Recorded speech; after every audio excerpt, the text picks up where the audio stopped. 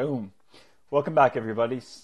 Today's guest his name is Yazeed Yasin. One of my really good friends. We met a little bit a while ago as well. We met at his shop a little bit ago. And after that, we just kicked it off. Let me introduce a little bit of Yazeed. Yazeed is dedicated to becoming the best version of himself, healing as much ancestral trauma and karma as possible in this lifetime. He's passionate about assisting others in doing the same. He is a father, he is an innovator, he is an entrepreneur, he is a kind, beautiful soul, and I'd like to introduce you all to him now. So let me bring in Yazeed. Begin.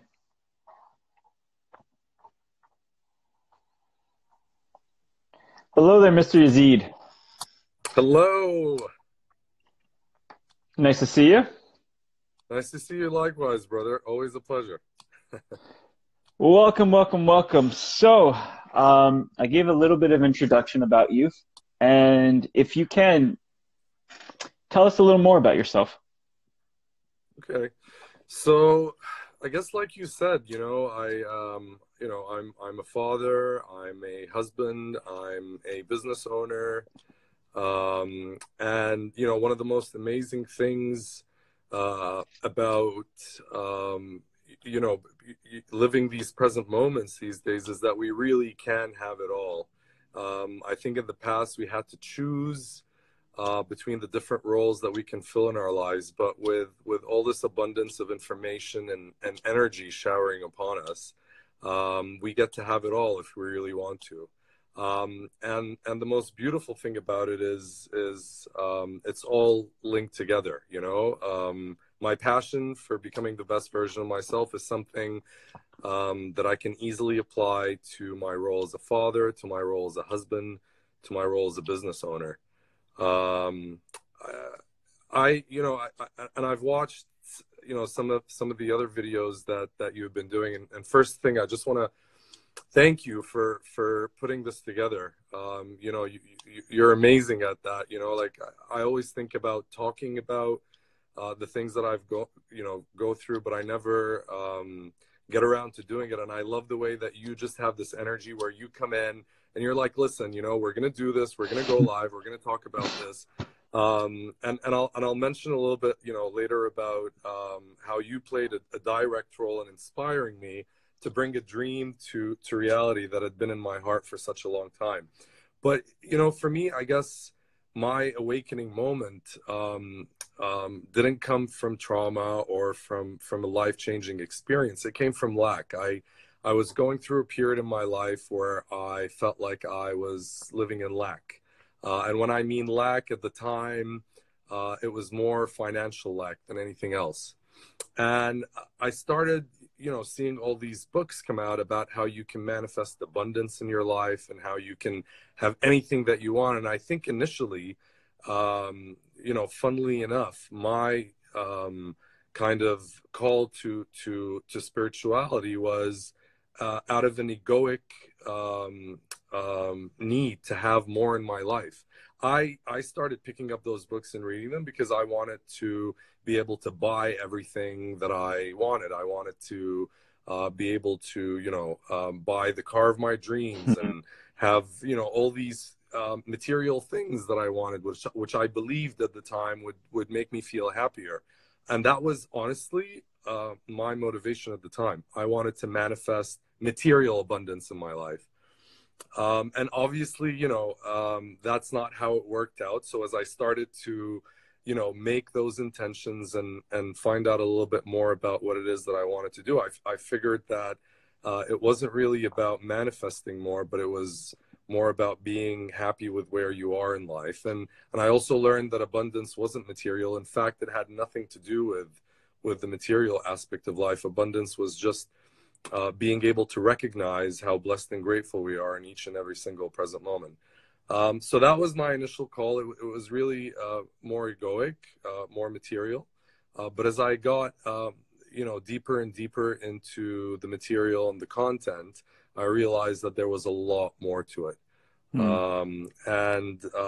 I've been very blessed and grateful that I've been able to anchor my passion for spirituality into my everyday life. And I think that's the biggest thing that I've learned, is that we have to start where we are, and just anchor as much of, the concepts that we read about into our everyday life. It started with mental affirmations. So the first thing I worked on was mental affirmations. And really, spirituality and ascension was more of a mental pursuit for me. Like, I read about things and I could talk about them and I could discuss them, but then I realized that it wasn't just about talking the talk, it was about walking the walk and anchoring, the things that we actually read about and learn into our everyday life. And I'm very blessed and fortunate that I get to do that in my life. So as a father, I get to anchor these principles into how I treat my children, how I interact with them. As a husband, I get to anchor these principles into how I relate with my wife, my partner. As an entrepreneur, I get to anchor these principles into how I run our business and how I interact with others on a business level. Yeah, so that's about it. So prior to this, prior to these books and things like that, what was your state of mind? What were you looking? What internally made you kind of want to shift or change or to look into a different direction to manifest or create things in your life? I honestly, it was just I felt like I never had enough money to do any of the things that I wanted to do. So I wanted to go out and be able to go out to the movies and have a car that I could drive around in. And I wanted to buy a computer. I was in university at the time, and I wanted to buy a computer, and I wanted to buy a TV, and I wanted to live in a bigger. So it was really material pursuits that got me into spirituality. But then, as I made the commitment to work with the materials that I was reading, I realized that none of these things were manifesting in my life. So I was intending the car, I was intending the computer, I was intending the bigger place, but all I was getting in its place was actually a lot of trauma, a lot of and at the time I didn't understand. I was like, well, this isn't working. I'm intending more money, but all I'm experiencing is difficulties and challenges. And in hindsight, now I can see that those intentions for abundance, basically made all these belief systems and internal traumas and core wounds that were blocking abundance from manifesting into my life. It actually had the effect of allowing those to surface. And I didn't know how to deal with them at the time. I would get triggered, I would get angry, I would get frustrated, and I'd be like, oh, this isn't working. And at the time, this was back in the late 90s, there was very little content. The internet was still in its early stages, and there weren't many people writing about this kind of stuff. So a lot of it was having to sit down and face these things on my own. I find it's amazing today. The amount of information and content that's available is just amazing, and I'm very blessed and grateful to have access to it. At the time, I didn't. But now in hindsight, I understand that what was happening, my intention to manifest all this abundance in my life was actually causing all these unhealed traumas and core wounds to come up and surface for me to look at and try to heal. And so I just, kept on looking for as much information as I could. I stumbled onto materials. There was a school at the time, it was called the Spiritual School of Ascension. And I just kind of started, reading a lot of the articles and the material that they were publishing at the time. And it was very difficult, because on one hand, I believed in this stuff inherently in my heart, even though I didn't understand it. I knew there was a bigger purpose to living our life. And I knew there was something, but I didn't know what it was.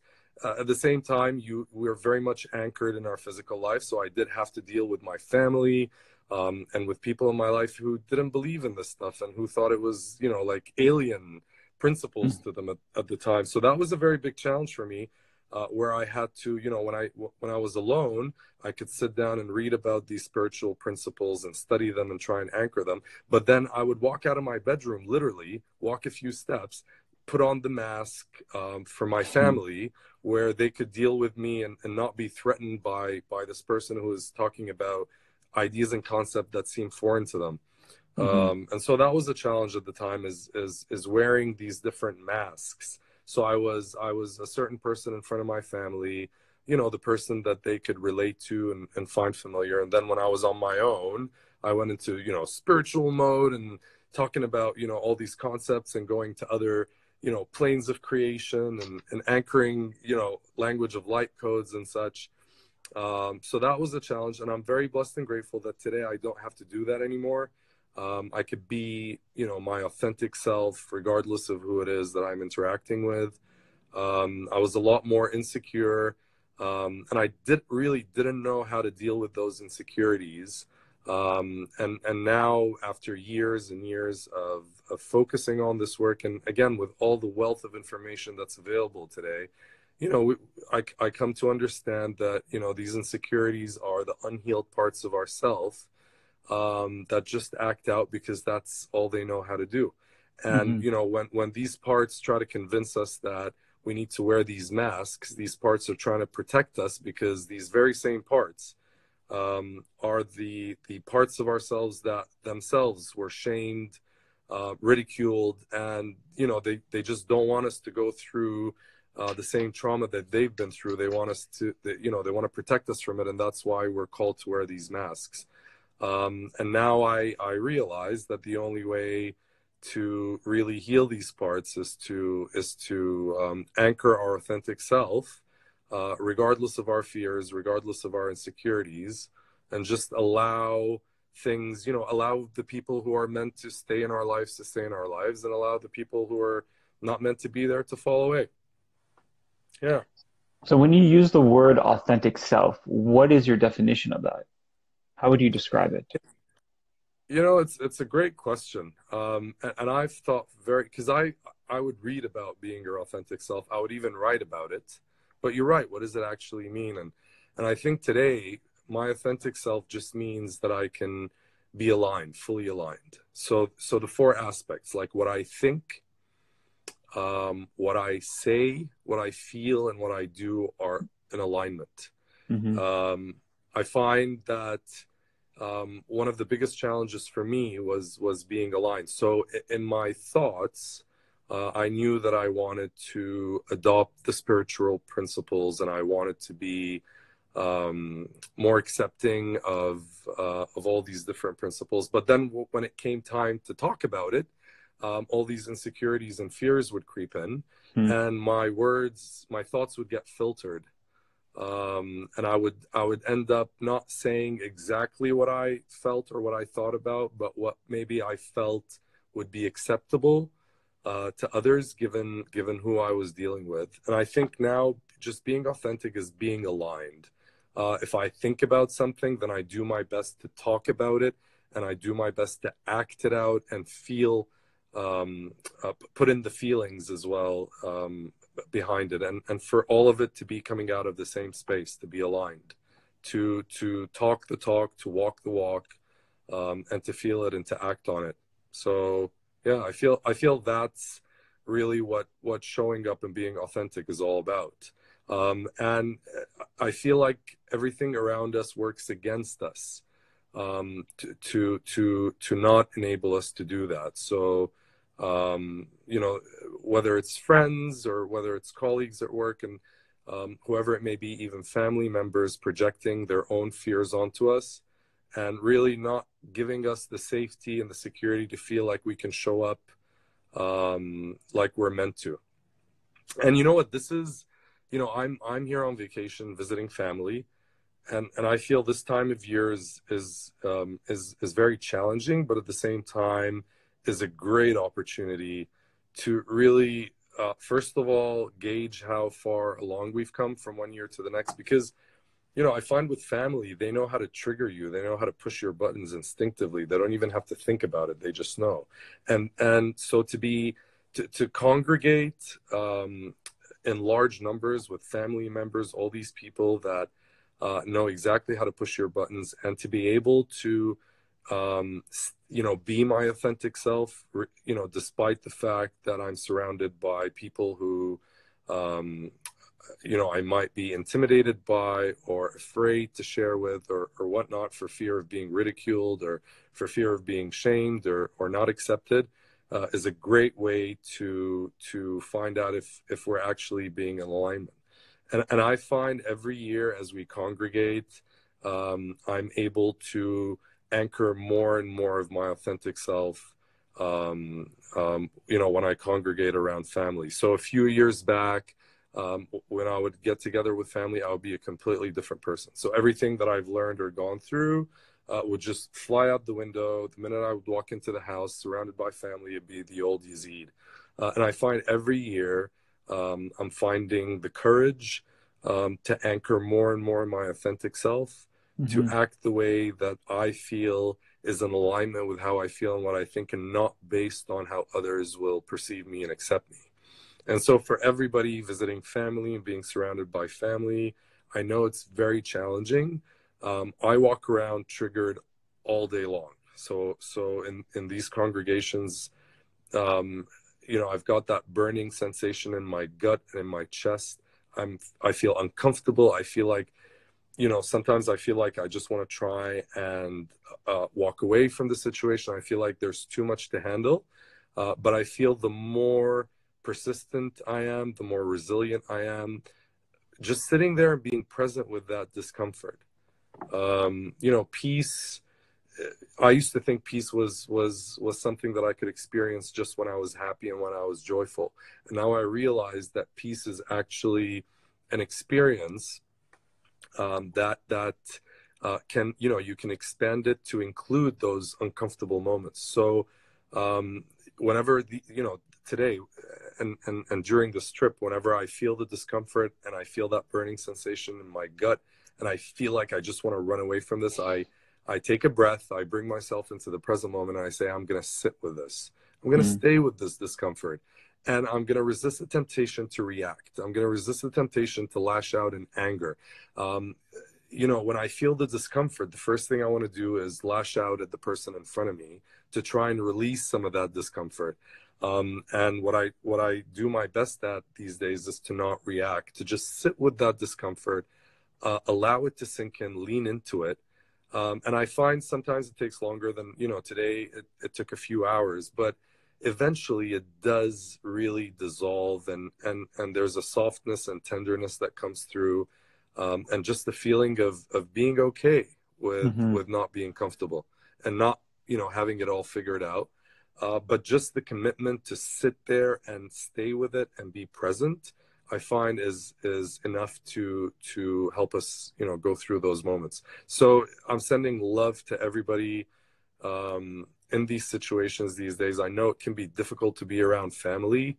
And I know for most of you tuning in, you are likely also dedicated to becoming the best version of yourself. And really that does mean sitting with those uncomfortable feelings and emotions and working through them. And yes, finding the space in your heart to keep it open and just, forgive anything that may be going on in your life right now. And I think that's really important, a lot of the things that you talked about, because through the transformation of our lives, we will feel things that are uncomfortable. If you really want to see how far you've gone with your personal development, go sit with your family. Go sit with your parents, because they don't see you as, you'll always be the baby. You'll always be the kid. They'll always treat you like that. And it's not like they're trying to do anything negative, but that is their perspective. And that's the way that they see you. They see you through that lens. So when you're like, I've done this, this, and this, they have all the images of when you were in diapers, or all the images or where you were in school, and stuff that they so clearly remember, but you don't. And then when they bring it up, you're like, oh, but that's not me, because I'm this and this. And like, we attach ourselves to different ideas and different beliefs that we have. It's almost like their perspective and our current perspective are not matching, causing this little bit of a rift and uncomfortable feeling. But what I liked about what you said is it's okay to be uncomfortable. And what I like what you said is it's not about being reactive, it's about being responsive. Right. And instead of being like no to the feeling and trying to like enrage it and add fuel to the fire, You sit with it, you ask questions, and you give it oxygen, and eventually the fire goes out. Now, each time we do that, it takes time.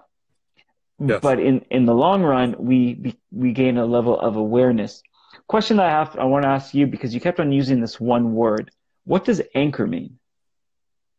Anchor. So, and this is, more to do with the mental aspect of it. So I find that it's one thing to read about spiritual principles. It's one thing to even talk about spiritual principles, to process it up here in your brain. But then to bring that knowledge and allow each and every single cell of your body to embody it as well. So, as an example, I would always read about how to deal with getting triggered.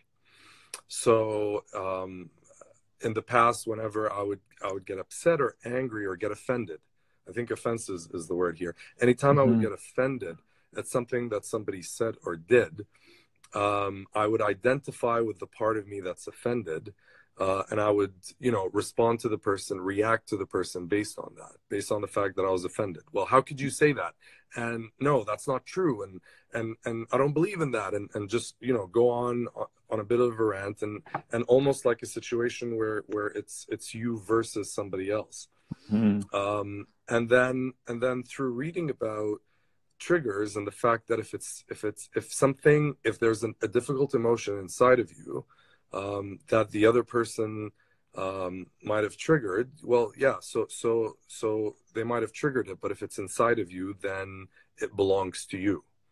And that was interesting to me. I was like, okay, so I like the fact that this is a more empowered approach, where I actually have the choice of what to do with this burning sensation in my chest or in my gut. But a lot of it was just talking about it. And then I would go out to my friends and I'd be like, guys, you know what? The next time somebody, offends you, just sit there and, realize that it's inside of you and it's something that you need to heal with, and don't react to the person. And I would talk about it, and I would even write about it, and I would think about it. But, an hour later, somebody would trigger me and I would be out there screaming my head off at them. So that's what I mean by anchoring. I think it's one thing to talk about it, but then to actually take that knowledge and let it come, filter down again into each and every single cell in your body, so that when you're presented with a situation, you actually behave in the same way that you're talking about. And so that's what I mean by anchoring. And I find that's one thing that's missing in a lot of the spiritual communities, certainly the ones that I observe or I see from time to time, is that a lot of it is what people talk about and what they write about, but then they walk out the door, and that's not necessarily how they're living their actual lives.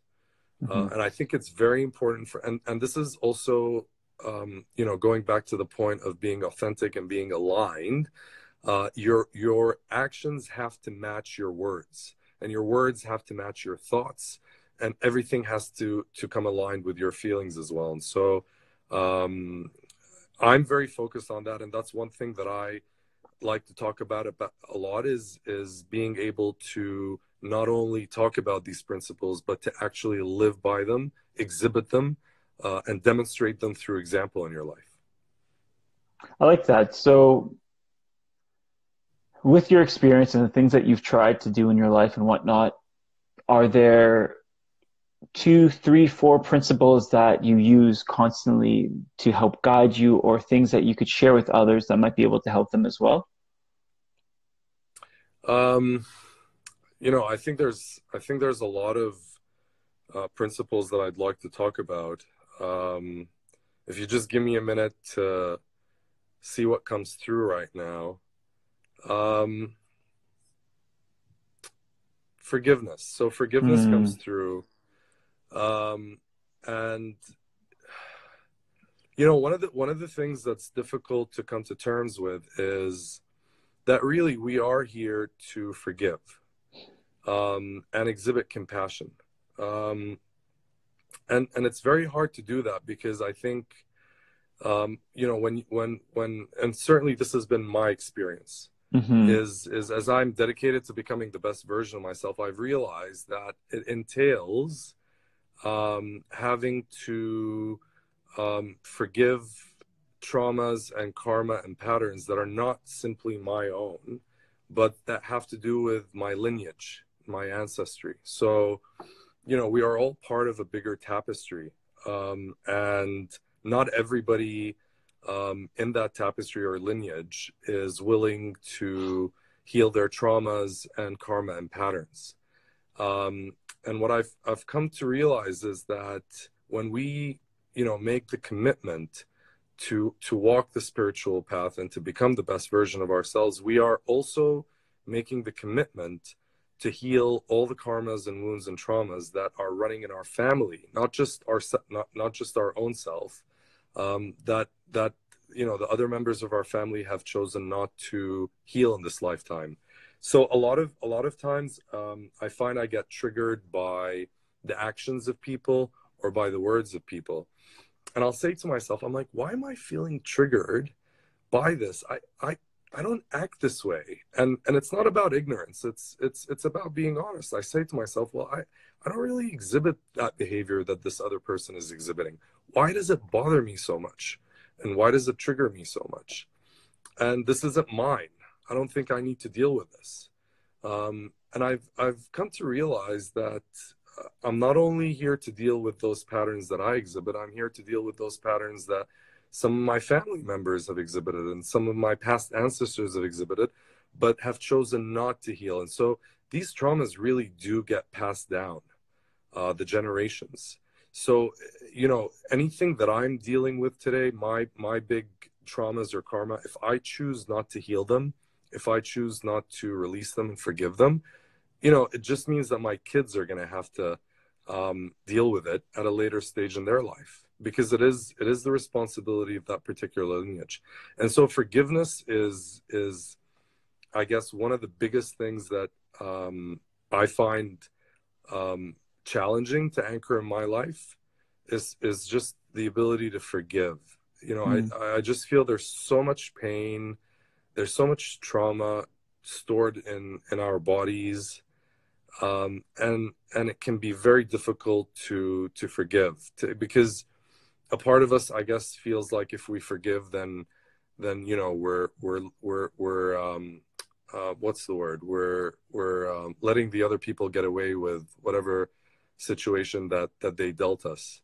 And even though I keep on reading about the fact that forgiveness is more for us than for others, I find that it's a vibration that's missing in our everyday lives, and that's why it's such a challenge to do it ourselves.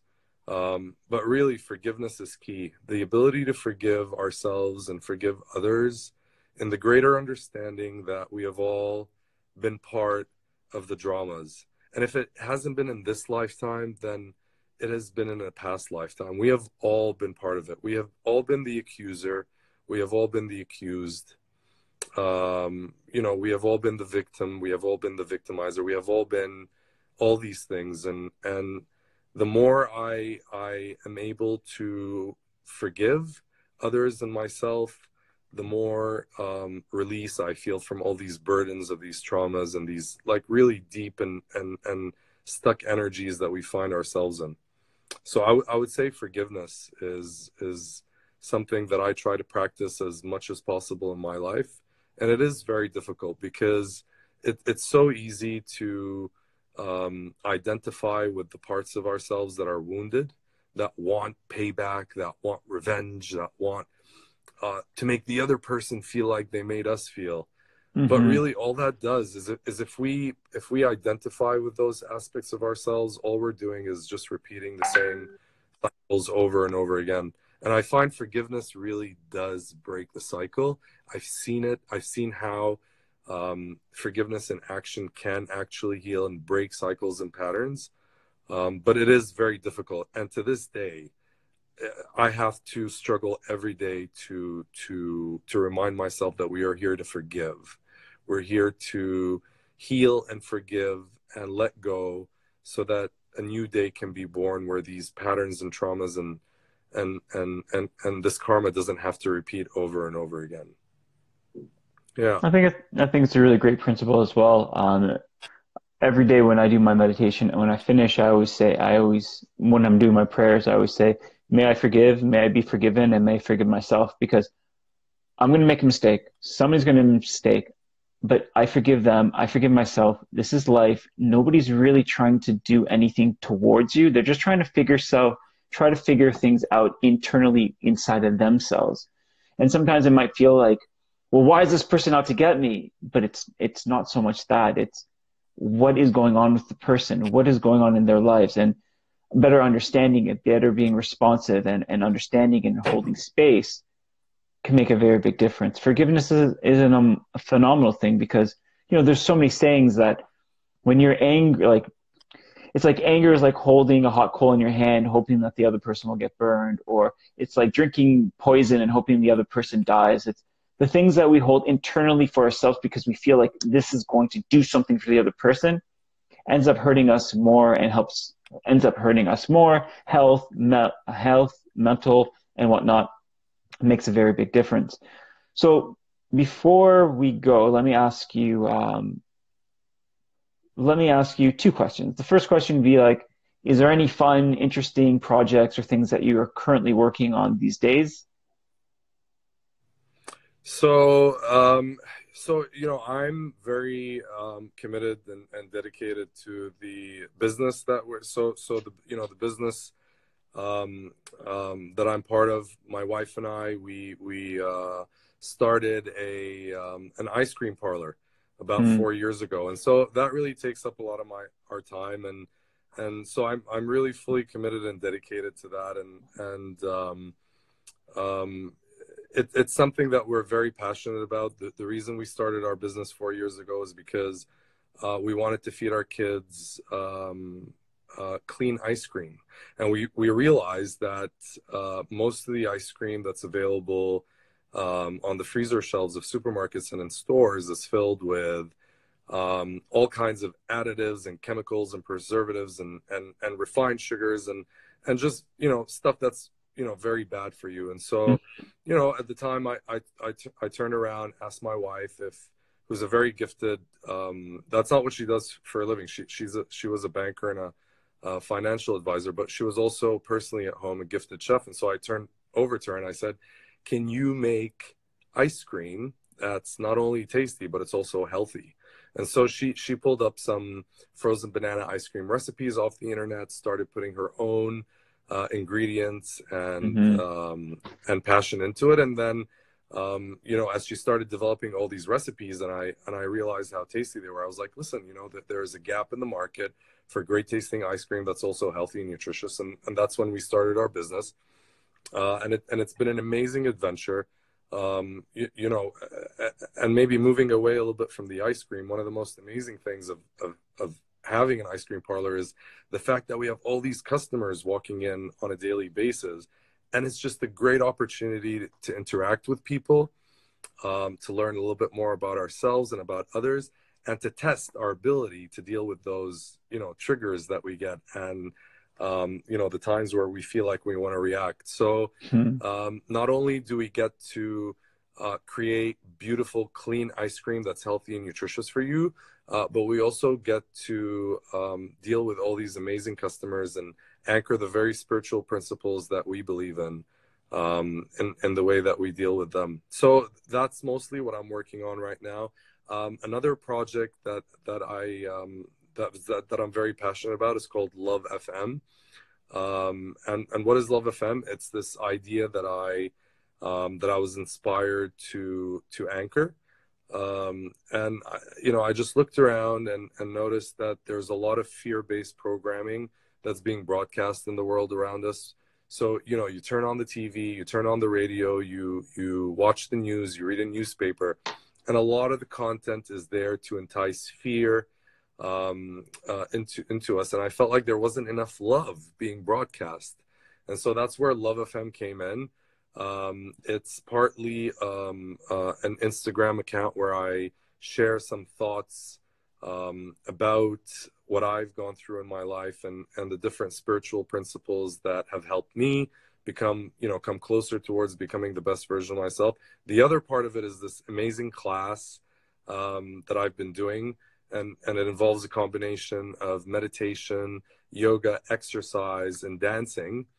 And I just want to take a moment here to honor you, Aaron, because although it had been a dream that was inside of my heart, it wasn't until I met you and went through this beautiful workshop that you put together for the small group of individuals that, it was, I believe it was 3 classes that we did over a 3-month period, and it was meant to bring us closer to who we are. So answering the question, who am I? Remember, that was the first thing you told us, who am I?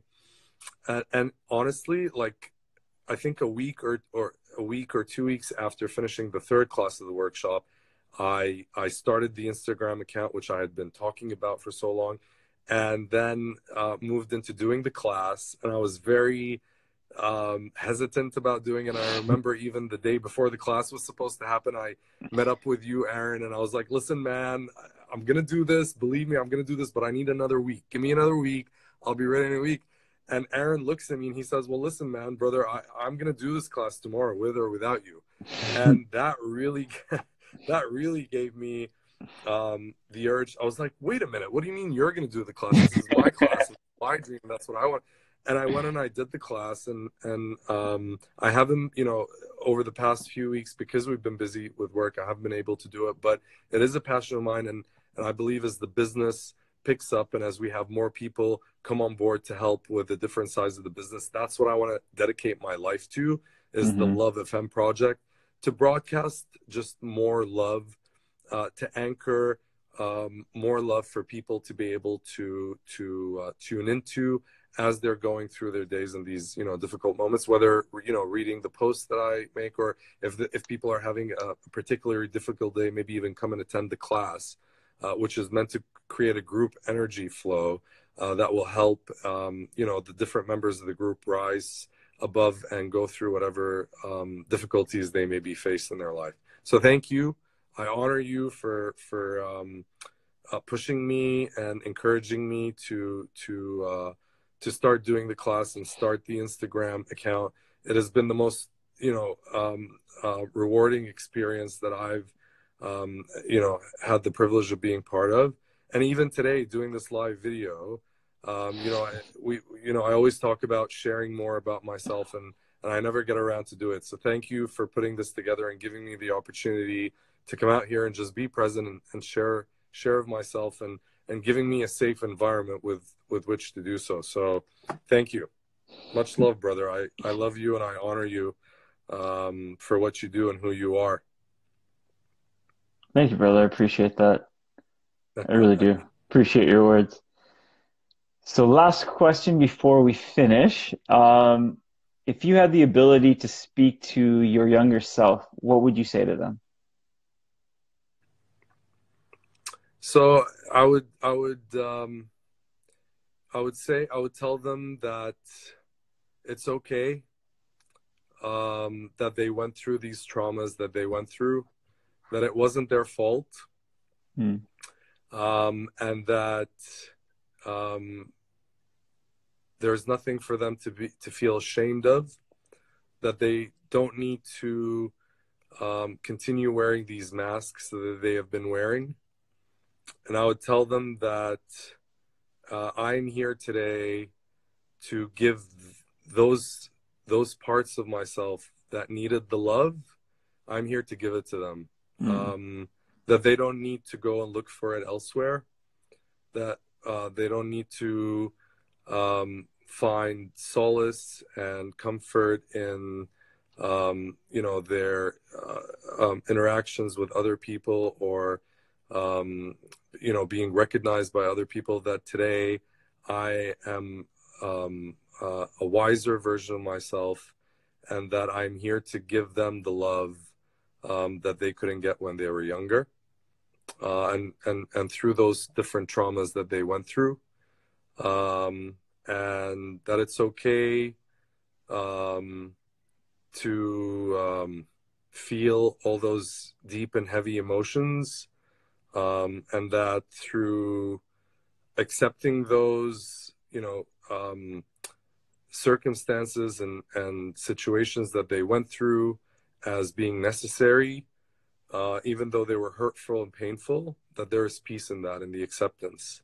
And yeah, and that they are safe and they are loved and they are taken care of, because today I understand a lot more than I understood before, and I open my heart to them and I embrace them with all my heart and I accept them exactly as they are, and that there's no need to be ashamed or afraid of whatever patterns that they have exhibited in the past and whatever they have gone through. It is okay.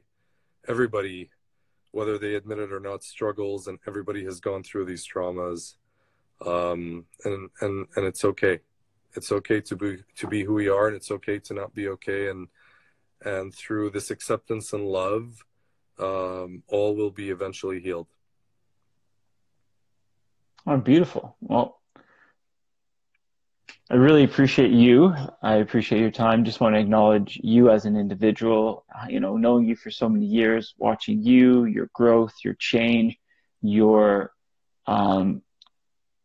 just determination to find out more, to ask more questions, to get uncomfortable, and to be more responsive, loving, creating, and really pushing yourself to new areas while being able to bring in different conversations that you might not see eye to eye in, but willing to listen, to engage, and to explore. I've definitely seen you with your children, so acknowledge you for just being the amazing father you are, for the shop that you create, and for the space that you create for other people. You are an amazing being, and thank you so much for just being here and being one of my good friends. Thank you.